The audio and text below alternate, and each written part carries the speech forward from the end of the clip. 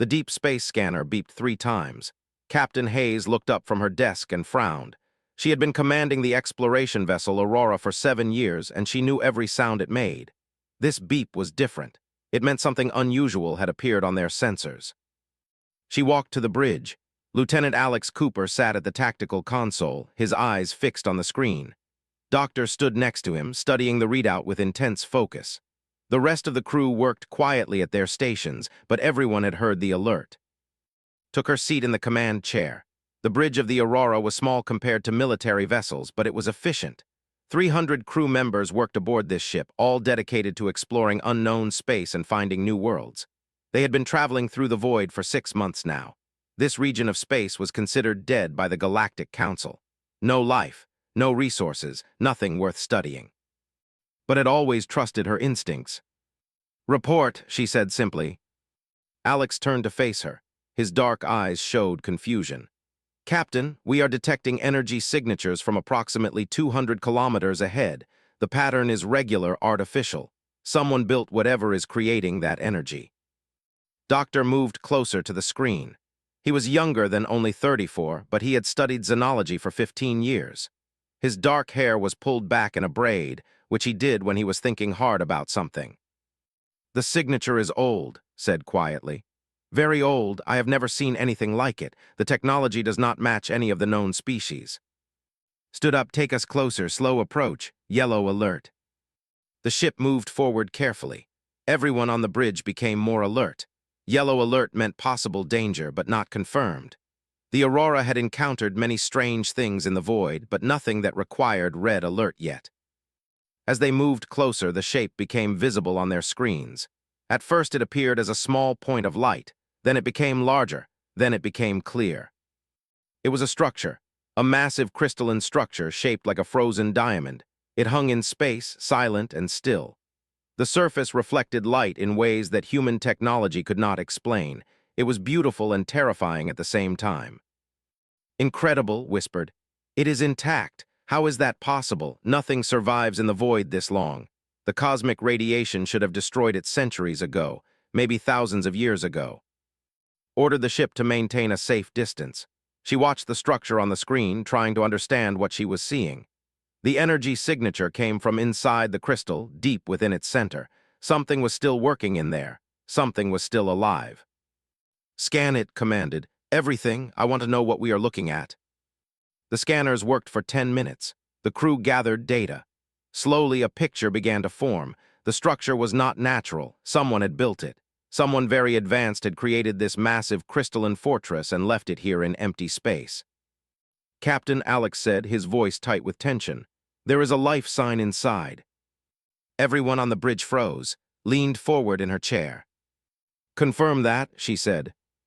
"Confirmed," Alex replied. "The life sign is very faint, but it is there. Whatever it is in some kind of suspended state, not moving, not working, just existing." Pulled up another screen.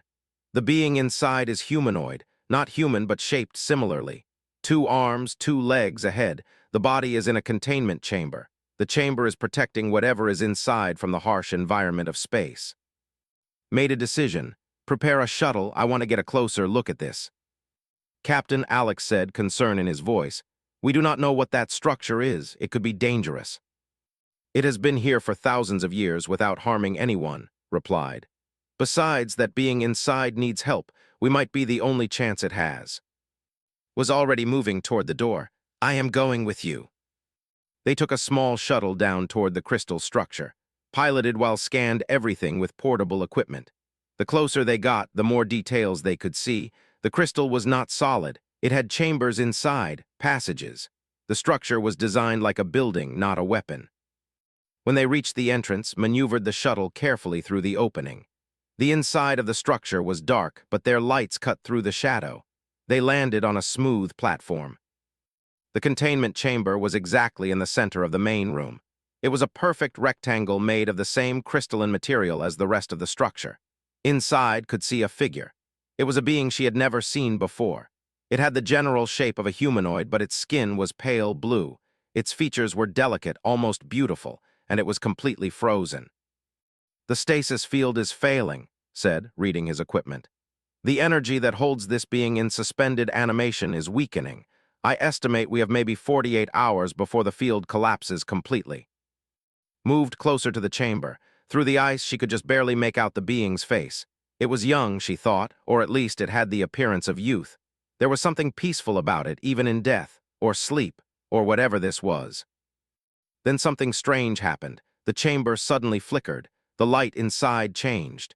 A message started to decode on their screens. It was written in a language that was very, very old. Older than anything the Galactic Council had ever. The translation came slowly, word by word. Read it aloud. "Warning," he said, his voice shaking. "Something is coming, something dark, something that consumes." The message is repeated many times, over and over. "Warning, warning, something is coming." Stared at the frozen being in the chamber. Whatever had happened here, 10,000-year doctor, moved quickly through the medical bay. She had been a doctor for 22 years, and she had treated countless injuries and illnesses. But she had never had to revive someone who had been frozen for 10,000 years. The frozen being lay on the medical platform. They had brought her aboard the Aurora with extreme care. The stasis field had been transferred into a special chamber that doctor had designed. The being was still frozen, still asleep, but now the field was stable, at least for now. Stood in the observation room above the medical bay. She watched as worked, setting up monitors and equipment. The captain had made her decision, and now she had to defend it. The communication system came alive. Admiral Vex's face appeared on the screen. The admiral was not human. He belonged to the species, tall and thin with silver skin that reflected light. He had led the Galactic Council for 15 years, and in that time had learned to fear him. "Captain Hayes," the admiral said, his voice cold as ice, "you have violated a direct order from the Council. You were told not to disturb the frozen structure. You were told to leave that region immediately." Kept her voice steady. "Admiral, there is a living being inside that structure, a being that will die without our help. I made the only choice that a decent person could make." The admiral leaned forward on his screen. "That being belongs to the crystalline dynasty, a species that ceased to exist 10,000 years ago. They are extinct, dead. There is no purpose in saving one life from a dead civilization." "With respect, Admiral," replied, "we do not get to decide which lives are worth saving. This being is alive. She will die if we do nothing. We saved her." The admiral's face darkened with anger. "You have committed an act against galactic law, Captain. The Council will discuss this matter. Until then, you will keep that being in a secure containment area. You will not attempt to revive it. You will not communicate with it. You will wait for our instructions. Do you understand?" "I understand," said, but she had no intention of following those orders. An hour later, the stasis field began to fail. Had known it would happen. She stood over the medical platform with her team around her. A nurse named David Park prepared medications that might help stabilize the being's body. Another nurse, Sarah, had set up every monitoring device available. The being's eyes moved beneath closed lids. Her fingers twitched. Her breathing became shallow. "She is coming out of it," said. "We need to stabilize her core temperature. She has been in a frozen state for so long that her body might go into shock when she warms up." They worked through the night, did not sleep. She monitored every heartbeat, every breath, every small sign that the being was returning to consciousness. The being's body was unlike anything had studied. It was both fragile and strong at the same time. The cellular structure was different, more efficient. The being's organs were arranged differently than any human's. But underneath all those differences, the being was still alive, still fighting, still trying to survive. At dawn, the being opened her eyes. Was standing right there. She saw the moment consciousness returned. It was like watching a light turn on in a dark room. The being's pale blue eyes looked up at. There was confusion there, and fear, and something else, something that looked like understanding. The being tried to speak. The sound came out as a whisper, broken and struggling. It was not in any language that knew, but it was definitely communication. "You are safe," said simply. She did not know if the being could understand human language, but she spoke anyway. Speaking calmly to frightened patients was something had always believed in. Even if they did not understand the words, they could understand the tone. The being's eyes closed again. She had used all her energy just to open them. Over the next 12 hours, the being slowly became more aware. She opened her eyes more often. She moved her fingers and toes. Once, she looked directly at and spoke again in her strange language. The ship's AI worked to translate, but the language was so old, so different, that translation was almost impossible. Captain visited the medical bay in the afternoon. She stood in the observation room and looked down at the being on the platform. Joined her. "How is she?" asked. "Recovering faster than I expected," said. "Her body is healing. The stasis preserved her perfectly, but I think there is something else happening. I think she is trying to remember something, something important." As if responding to words, the being on the platform suddenly moved. She tried to sit up. Her body was too weak. She fell back down, but she kept trying. Her mouth opened. Words came out clearer this time. "Danger," the being said in broken human speech. "Warning, must warn, devouring darkness comes for all, must warn, must warn." Leaned against the glass. This was why the council had wanted to keep the being asleep. This was why they had ordered not to save her. The communication system activated again. This time it was not Admiral Vex. It was a council representative named Mars. His face was stern and hard. "Captain Hayes," they said, "we have received your medical report. We know the being has regained consciousness. The council has made a decision. That being must be neutralized. She is a threat to galactic stability. If you do not comply with our orders, we will send a team to complete this task ourselves." His hands clenched into fists. She looked at the being on the medical platform, the being who was fighting so hard to stay alive, the being who was trying to warn them about something terrible. "The answer is no," said coldly. "This being remains under my protection. If the council wants her dead, they will have to go through me first." This face twisted with rage. "You have just declared war on the Galactic Council, Captain. What you have done cannot be undone." The communication cut off. Looked at with worry in her eyes. "What do we do now?" she asked quietly. 3 days passed. The frozen being, who the crew now called, grew stronger each day. She could sit up now. She could drink water. Her body was healing faster than Doctor had believed possible. But her mind was still struggling to understand where she was and what had happened to her. Captain sat in the medical bay with. Doctor sat beside them. Between them was a translation device, crude and imperfect, but it was better than nothing. The device caught words in her ancient language and converted them into modern human speech. Was thin, her blue skin was still pale from 10,000 years of sleep, but her eyes were alert now, intelligent, sad. "You saved me," said through the translator. The device made her voice sound strange, robotic. "Why would you save me? The council told me they would never wake me. They said I was a failure. They said my race was dead." Leaned forward. "Because your life matters, because you are alive and you are worth saving. That is reason enough." Looked confused. "Your kind thinks like that? Most of the galaxy thinks like the council. Calculate value, calculate strength. If something does not benefit your power, let it die." "Not humans," said quietly. "We are different. We save people because it is right, not because it is useful." Closed her eyes, tears ran down her face. "I was frozen because I failed. My people discovered something terrible, something that would destroy everything. We had scientists study it for centuries. We had soldiers prepare for it, but in the end we were not strong enough." And waited, needed to tell her story. 10,000 of your years ago," continued, "we detected something in the deep void of space. It was moving. It was not a ship. It was not a weapon. It was alive. But it was not alive like we understood life. It consumed everything it touched. Stars died when it approached. Planets were destroyed. Species vanished from the universe in moments." His face went pale. "A stellar phenomenon, an entity of some kind." "We called it the devouring darkness," said. "Our astronomers calculated its path. It was moving toward our space. Slowly, very slowly. But it was moving. In 10,000 years it would reach the heart of the galaxy. In 10,000 years everything would end." Felt her heart beating fast. "What did your people do?" "We told the Galactic Council," said. "We showed them our calculations. We offered to help build defenses. We offered everything. But the Council did not believe us. They said our calculations were wrong. They said we were trying to manipulate them. One powerful Council member said we were trying to cause panic." "And then," asked. "And then the Council ordered us to be silent," continued. "They said if anyone else learned about the devouring darkness, if panic spread, the galaxy would tear itself apart. Species would go to war. Trade would collapse. Everything would fail. So they ordered us to keep the secret.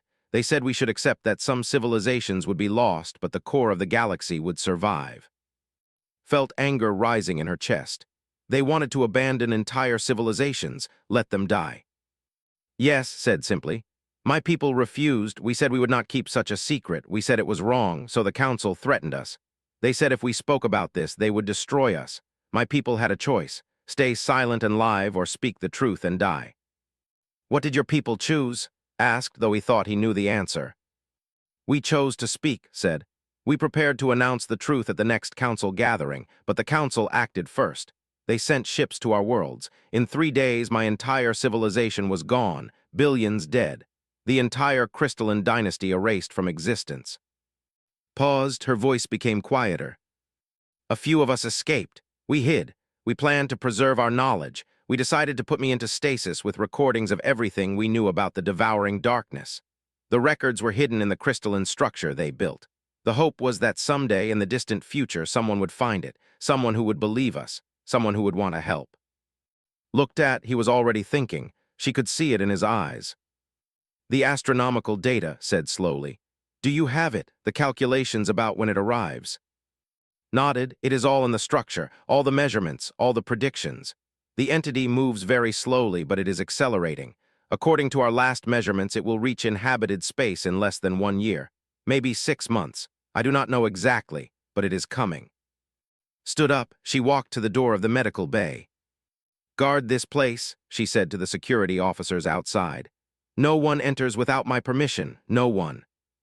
She turned back to, we need to get you to somewhere safe, and we need to find out everything you know. Before could respond, an alarm sounded throughout the ship. Lieutenant Alex Cooper's voice came through the communication system. Captain to the bridge, we have incoming contacts. 8 ships, they are not responding to hails, they are in attack formation. Ran from the medical bay, followed her. Behind them, Doctor looked at with fear in her eyes. Are they coming for you? Asked. Nodded. The council assassins. They know I am awake. They know I have told you the truth. They cannot allow me to exist. If the galaxy learns about the devouring darkness, everything will change. The council will lose power. The system they built will collapse. Moved quickly. She grabbed a portable medical kit and helped to her feet, even though could barely stand. Come with me, said.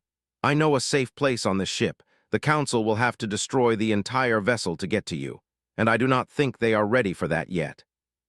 The 8 council ships moved toward the Aurora in perfect formation. They were sleek and fast, military vessels designed for war. On the bridge, made her decision, the same decision she had made when she found the frozen structure, the same decision she had made when she chose to save a life that the powerful wanted dead. The first strike came without warning. A council ship fired a beam of pure energy at the Aurora. The human ship shook violently. Alarms screamed throughout every corridor. Shields at 70%, Lieutenant Alex Cooper called out. His hands moved across the tactical console with expert precision. They are holding, but we cannot take many hits like that. Captain Hayes sat motionless in her command chair. Around her, the crew worked with absolute focus. They had trained for this. They had hoped it would never come, but they had trained for it. Send a message to all nearby human colonies, ordered. Tell them to evacuate. Tell them to take every civilian and get away from the projected path of the devouring darkness. Do not wait for council permission. Do not ask for approval. Just go. Captain, a young communications officer named Lisa protested. We cannot just order evacuations. The council will. The council can do nothing, interrupted. They have already shown what they will do. They will let billions of people die to protect their power. We will not let that happen. Send the message. Now. Another strike hit the Aurora. This time the shield buckled. Sparks flew from damaged panels on the bridge. A crew member fell from his station. Someone else caught him. 60% shield strength, Alex reported grimly. Activated the ship-wide communication system. Her voice went out to every room, every corridor, every officer on the vessel. This is the captain, she said, her voice steady and calm. We are under attack by the Galactic Council. Many of you probably already know this. What you might not know is why. We are protecting a being who tried to save the entire galaxy from destruction. The Council ordered us to let her die. We refused. Now they are trying to kill all of us to silence her. Paused, she wanted every human on this ship to understand what was happening. "I will not tell you that we will win this fight," she continued. "We are outnumbered, our weapons are not as advanced as theirs, but I will tell you that what we are doing is right. We are choosing to protect the weak. We are choosing to tell the truth. We are choosing to be better than the Council. If you want to follow those choices with me, stay at your post. If you want to surrender, I will not blame you. But know that you will be sacrificing everything we stand for if you do." The communication ended. No one left their post, not a single person. The battle continued for 4 hours. The Aurora took hit after hit. Its shields flickered and weakened, but the human crew kept fighting. They used their superior knowledge of the ship's systems. They used their ability to improvise. They used their ability to predict Council tactics and counter them. Twice, Council boarding parties tried to breach the Aurora's hull. Both times, humans stood at the breaches with weapons in hand. They were not trying to kill the Council soldiers. They were not trying to conquer anything. They were just trying to protect someone weaker than themselves, and that determination made them stronger. In the medical bay, doctor and worked together. Even though was still weak and recovering, she shared ancient technology secrets. She told how her people had built shields that could protect against cosmic radiation. She told about medical procedures that could save lives. The two beings, from different species and different times, worked together to preserve life in a universe that wanted them both to die. In the communications room, humans reached out to other colony ships. Other human vessels responded. They were coming. They were bringing supplies. They were bringing refugees from the colonies that had chosen to evacuate. Human civilians who had decided that following one captain's orders meant something, that following truth meant something, that protecting each other meant something. 4 hours into the battle, the Council ships suddenly stopped firing. Held her breath. This was either a trap or something had changed. A message came through. It was from Admiral Vex himself. "Captain Hayes," the Admiral said, "you have proven yourself to be a formidable opponent. The Council acknowledges this. However, we are offering you a final chance. Surrender the being called, shut down your communications, accept exile to the outer regions of space. In exchange, we will not destroy your ship. We will not hunt down your refugees. We will let you live." Smiled coldly. "Admiral, you are asking me to abandon everything that makes me human. I refuse." "Then you will die," the Admiral replied simply. The communication cut off. But nothing happened. The Council ships did not attack again, watched carefully, waiting for the next strike. Then her sensors showed something else. More ships were arriving, but these were not Council vessels. These were civilian ships, human merchant vessels, human family ships, human colony transports, dozens of them, then hundreds. "Captain," Lisa called out, amazement in her voice, "we have incoming transmissions. They are from across human space. They say that we have inspired them. They say they are coming to help evacuate the outer colonies. They say they believe in what we are doing." Felt something catch in her throat. This was humanity at its best, not organized by command, not following orders, just humans choosing to help each other, choosing to do what was right. The Council ships watched as the human fleet grew. What had started as one small exploration vessel had become a movement. A spontaneous gathering of civilian ships, all moving toward danger, all ready to help. Admiral Vex sent one final message. "Captain Hayes, you have made your choice. Prepare to witness the consequences." But the Admiral did not attack. Instead, the Council ships turned away. They moved back toward the core of the galaxy. They were retreating. Realized what was happening. The Council could not afford to destroy hundreds of human civilian ships on live broadcast feeds. The truth would become too obvious. The Council's plan to hide the devouring darkness would fail. And if the truth came out about what they had done to the Crystalline Dynasty, about their plan to sacrifice outer colonies, the entire galactic system would collapse. The Council had lost. On the bridge of the Aurora, the crew began to celebrate, but knew that the real danger was still coming. The real enemy was not the Council. It was something far older, something far more deadly. In the medical bay, watched the Council ships retreat on a. The evacuation of the outer colonies began immediately. Human ships moved through space in organized fleets, gathering refugees from dozens of worlds. Now fully recovered and standing strong despite her thin frame, worked with Captain to coordinate the rescue missions. The astronomical data that it brought with her was terrifying. The devouring darkness was moving faster than her people had predicted. It would arrive in 4 months. 4 months to evacuate millions of beings. 4 months to prepare a defense that might not be possible. But humans did not give up. They did not calculate odds and accept defeat. They worked. In the repair bays of the Aurora, engineers studied the ancient technology that's shared with them. The crystalline dynasty had been advanced beyond anything humans had built, but they had also been warriors. They had weapons, they had shields, and they had knowledge that could be combined with human technology. Doctor worked alongside alien engineers from a dozen different species that the Council had oppressed, species that had learned to hate the Council because the Council cared only about the core worlds. Now these species saw humans risking everything to save them, and they wanted to help. A small fighter pilot named took a modified human vessel combined with crystalline technology into deep space. His mission was to gather more data about the devouring darkness, to see if it responded to certain frequencies, to understand if there was any way to communicate with it. What found terrified him. The devouring darkness was not moving randomly. It was responding to signals, ancient signals, the same signals that had been embedded in the crystalline structure where it had been sleeping. Raced back to the Aurora with his findings. He burst into the command center were studying tactical positions. It is not a natural phenomenon, said, breathing hard. There are patterns in its movement. It is following something or searching for something. His face went pale. She looked at the restoration signal. I knew the structure was sending some kind of transmission, but I did not understand it fully. My people built that structure as a beacon. If we survived the devouring darkness, if we found shelter somewhere, the structure was supposed to call us home. Understood immediately. And the entity is responding to that signal. It is following the beacon. It is coming here because your people built a beacon to summon help. My people are all dead, said quietly. The beacon was never answered. For 10,000 years it has been calling out, and now something is answering, but it is not what we expected. Stood up, she looked at her tactical display, showing the course of the devouring darkness. It was headed directly toward the crystalline structure, and the Aurora was still in orbit around that structure. We need to move that beacon, said.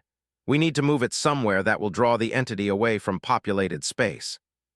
We cannot move it, said. The structure is anchored to a stellar fragment. It would take weeks to move it. We do not have weeks. Made a decision. It was not a decision she wanted to make, but it was the only decision that made sense. We will destroy it, she said. We will destroy the beacon before the devouring darkness arrives. The assault on the crystalline structure began with a single human torpedo. It hit the structure's central core. The crystal shattered like broken glass. The beacon's signal stopped. Inside the command center watched her people's last creation fall apart. She watched 10,000 years of history become dust. And she did not cry, she did not protest. She simply nodded, because she understood. She understood that sometimes sacrifice meant giving up everything, even things that were precious beyond measure. But then something unexpected happened. As the crystalline structure broke apart, a secondary signal emerged. A signal that had been hidden inside the primary beacon. A signal that contained everything. All of people's military knowledge, all of their defensive technology, all of their understanding of the devouring darkness. And included with that knowledge was something else, something that changed everything. Looked at the data with amazement. It is not just the entity, she whispered. There is something else, something alive inside the devouring darkness, an artificial mind, an ancient consciousness. Moved closer, what do you mean? My people did not just discover the entity, explained. They discovered what was controlling it. Thousands of years ago, before even my people existed, there was another civilization. A civilization so advanced, so powerful that they could create a consciousness and put it inside a stellar phenomenon. They created a guardian, a being tasked with destroying anything that threatened the peace of the galaxy. Understood what this meant, but that civilization is dead now, and the guardian is still alive, still doing its job, still destroying. Not destroying, corrected, purifying. In the minds of its creators, it was purifying the galaxy, removing species that were too dangerous, too warlike, too destructive. Leaned forward, how do we stop it? We do not stop it, said. We speak to it, we reason with it, we tell it that its creators are dead, that its purpose is fulfilled, that it can rest. Over the next 3 weeks, humans and aliens from a dozen species worked together. They built a ship, not a weapon. but a ship designed purely for communication, a ship designed to carry directly to the devouring darkness. Captain flew the final approach herself. Beside her was, her blue skin now fully restored to health and strength. Behind them, the entire human fleet and their allies held their position. The devouring darkness hung in space like a wound in reality. It was massive. It was terrible. It was beautiful in a way that only something truly ancient and powerful could be. Docked the small ship directly into the entity's outer layer. Stepped out into a chamber that glowed with light older than human civilization itself. And she spoke. She spoke in the language of her people. She spoke in languages even more ancient than that. She spoke with her hands and her heart and her entire being.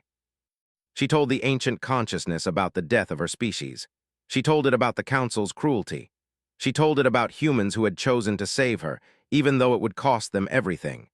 She told it about sacrifice and mercy and the endless courage of the small against the darkness. And something inside the devouring darkness answered. The entity slowed. Then it stopped completely. The movement that had been continuing for eons came to a halt. The ancient consciousness, so old that it had forgotten why it was destroying, finally heard a voice, and that voice told it that its purpose was finished. In the command center of the Aurora, watched as the devouring darkness gradually began to deactivate. Its outer fields flickered and dimmed. Its movement ceased entirely. The thing that had terrified the entire galaxy became still. Walked out of the chamber, caught her as she stumbled slightly. "It is done," said.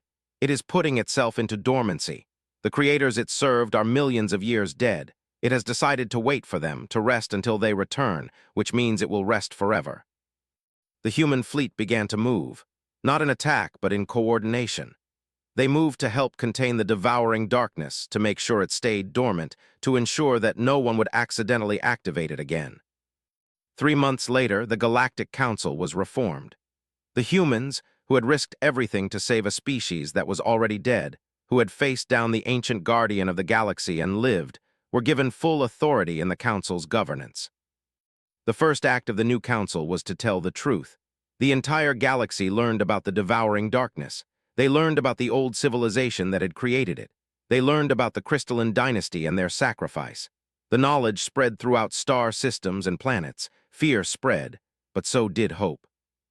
Because the galaxy also learned that humans would fight to save anyone, that humans would choose mercy over safety, that humans would stand against impossible odds for the sake of doing what was right. Captain stood on the deck of the Aurora, looking out at the void of space where the devouring darkness now slept. Stood beside her, the last survivor of a dead civilization, now the ambassador to all the species in the galaxy. The being that had been frozen to preserve hope. The being that humans had refused to let die. "Thank you," said simply. "For what?" asked. "For being human," replied. "For choosing to save me even though the entire galaxy told you that it was wrong. For believing that one life was worth fighting for." Placed her hand on shoulder. "That is what humans do. We save each other. We protect the weak. We stand against darkness. And sometimes, just sometimes, we change the entire galaxy by doing what is right instead of what is easy." The Aurora moved forward through the void. Behind it came a fleet of ships from 100 different species, all working together, all committed to the same purpose. To protect, to preserve, to build something better than what had come before. In the silence of space, the devouring darkness rested, and the galaxy could finally breathe again. But the humans had learned something in those months of struggle and sacrifice.